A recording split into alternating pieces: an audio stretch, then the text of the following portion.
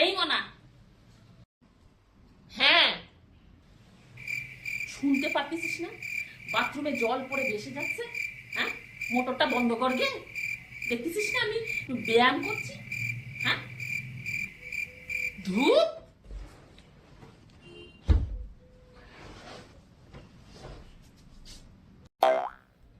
মনা, রান্নাঘরে দুধটা উগলাইয়া পড়বে। যা যা তাড়াতাড়ি ওটা বন্ধ কর গে। সব কয়ে দিতে হবে গো। দেখতেছে আমি ব্যায়াম করতেছি। যা যা। দূর ছাতা, সকাল থেকে যে কি শুরু করেছো না মা তুমি।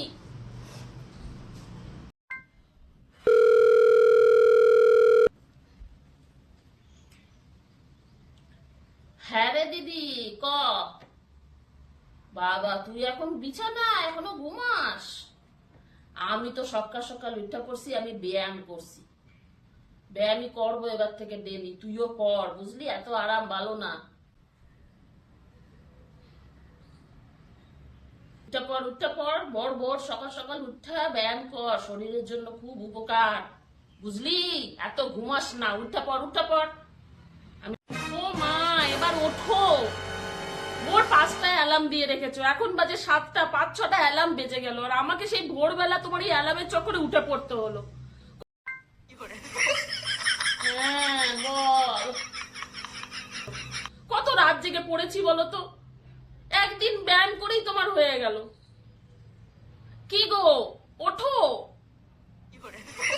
আমার গা হাত পায়ে খুব ব্যথা,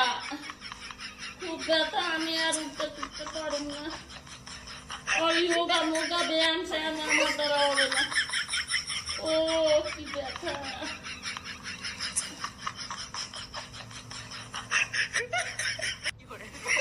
চা খাওয়ার তোরা বানায় খা, পারলে আমার 1 কাপ দে।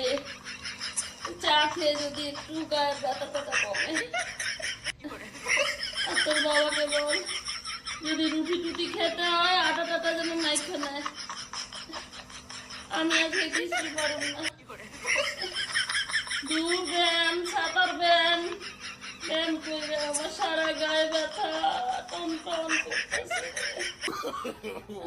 দুপুরের জন্য সবজি টবজি কাটতে তোরা সবাই মিলে। আমি কিছু পারব না। সবাই মিলে যা করার কর। আমারে হলে টলে ডাকিস, 1 কাপ চা দিতে ভুলিস না। তাড়াতাড়ি চাটা বসাই গিয়া।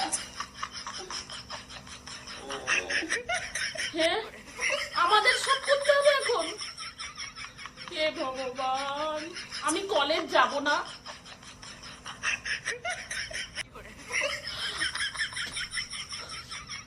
বাবা, ও বাবা, দেখো কি বলছে মা। আর ব্যায়াম না, নমস্কার বাবা।